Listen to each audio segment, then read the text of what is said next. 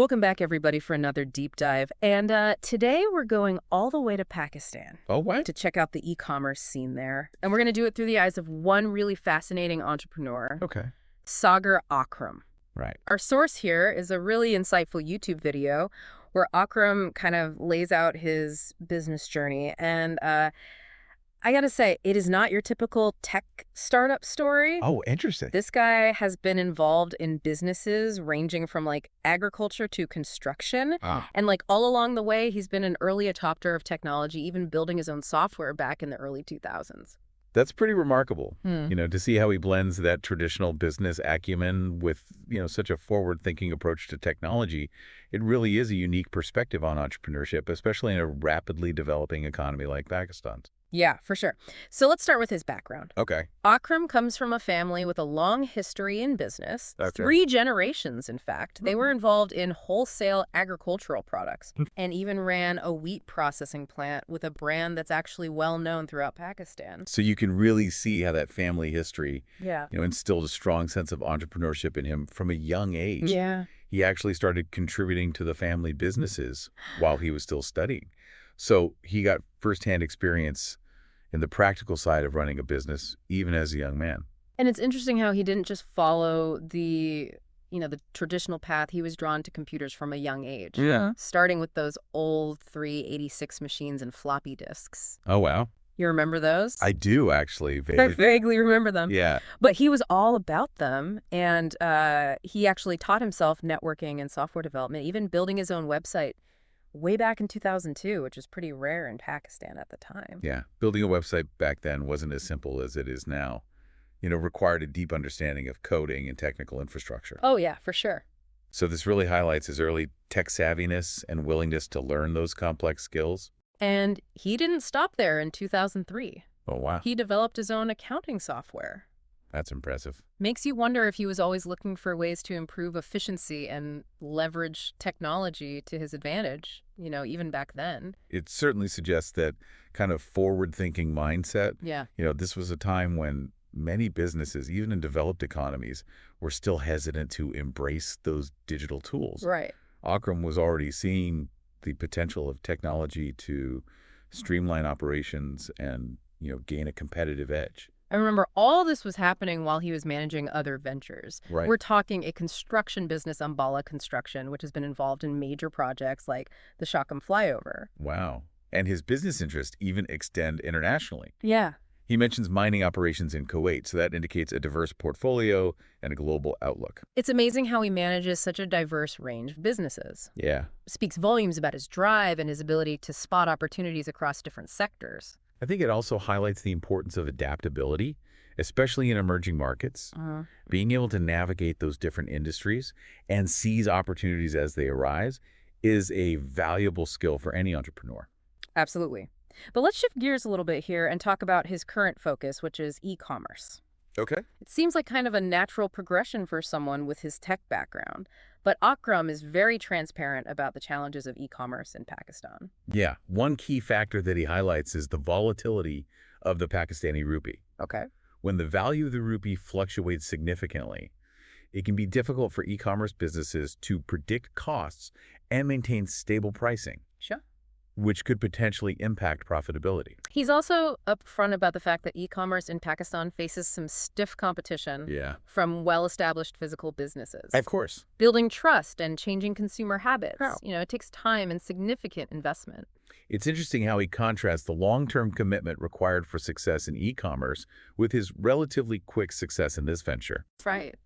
He mentions achieving sales within just 35 days of launching Wow. and attributing this to his partner, Mohammed Imran. That's wild. Yeah. That rapid success speaks volumes about the power of collaboration and, finding the right partners who complement your skills. For sure.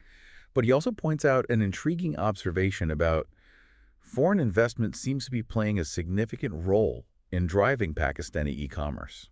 This highlights a crucial point about the globalized nature of the digital economy. Yeah. Foreign investment can bring in not only capital, but also expertise and new business models that can help accelerate the growth of e-commerce in developing markets. Yeah, that's a good point. It's clear that Akram isn't shying away from, tackling these challenges of e-commerce in Pakistan. Yeah. But he's also really generous with his insights and advice for those who might be thinking about, starting their own ventures. Yeah, it's refreshing to see his willingness to share his knowledge. Yeah. He strongly believes that the most profitable opportunities now lie in technology. And the ability to monetize skills, a concept that's really at the heart of today's global economy.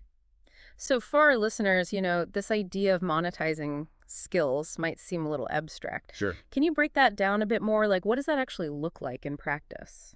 Okay, so in the past, if you had a specific skill, Mm-hmm. you typically have to work for a company Right. to earn a living from it. But today, with the internet and digital platforms, Yeah. you can leverage your skills in so many ways. Okay. Think about freelance platforms where you can offer, writing design or programming services or online courses where you can share your expertise, or even building an audience through content creation Yeah. and generating income through advertising or sponsorships. Yeah. Akram himself is a prime example of someone who's successfully navigated this landscape.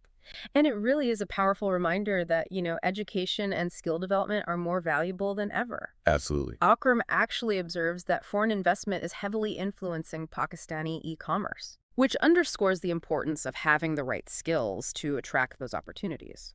Yeah, if you have in-demand tech skills, Mm, you're not limited to just the local job market anymore. right. You could potentially work for companies around the world or even build your own global business. Wow. This has huge implications for economic growth, especially in developing countries.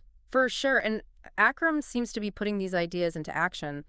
He's got some really ambitious expansion plans for his company Manasoft, Oh, wow. including new offices in Lahore and even in the UAE. It's interesting to see how he's using his success to create opportunities for others. Yeah.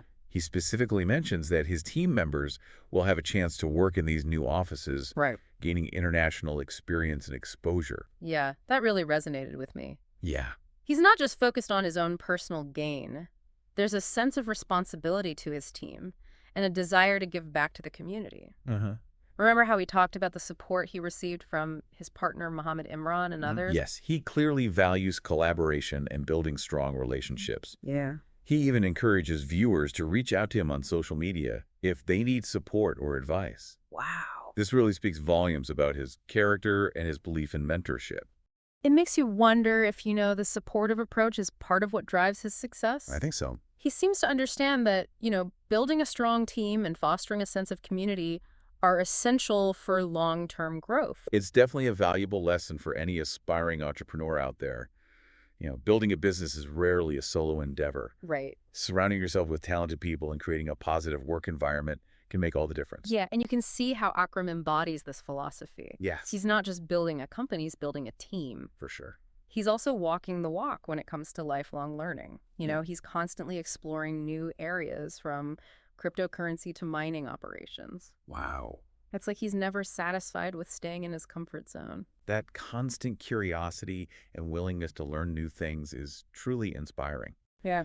And it also reinforces the point that education doesn't stop after you graduate. The world is changing so rapidly Right. that we all need to be continuously learning and adapting to stay ahead of the curve. For sure. This is a valuable takeaway for our listeners, no matter what field they're in. So we've seen how Akram blends that traditional business sense with this forward-thinking approach to technology, actively embraces lifelong learning and emphasizes the importance of building a strong community. Right. What stands out to you the most about his story so far? I'm particularly struck by Akram's resilience and adaptability. Okay. He's faced his share of challenges, Mm-hmm. but he always seems to find a way to overcome them. Right. He's constantly adapting to new circumstances and seeking out those opportunities, Yeah.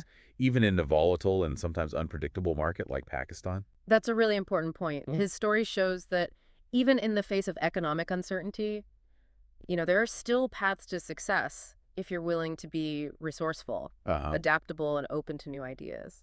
Absolutely. And that's something that we'll delve into even further as we move into the final part of our deep dive into the world of Sagar Akram. We've seen how Sagar Akram has, really carved out a path for himself in the world of business in Pakistan. Yeah. From, his family's agricultural roots to his ventures in construction and now e-commerce. And, one thing that really stands out is his willingness to challenge kind of the status quo, especially when it comes to how people view business and opportunity. He's not afraid to speak his mind. He even makes this pointed observation about how some Pakistani investors seem to be missing out on the potential of e-commerce, Right. while foreign investors are recognizing the opportunity and pouring in resources. It is a bit of a wake-up call, isn't it? It is. It suggests that sometimes we can get stuck in our traditional ways of thinking about business Yeah. and fail to see the potential that's right in front of us. Absolutely. Yeah. He's essentially advocating for a shift in mindset. Yeah. Encouraging local entrepreneurs to be more open to new ideas and approaches, especially in the digital realm.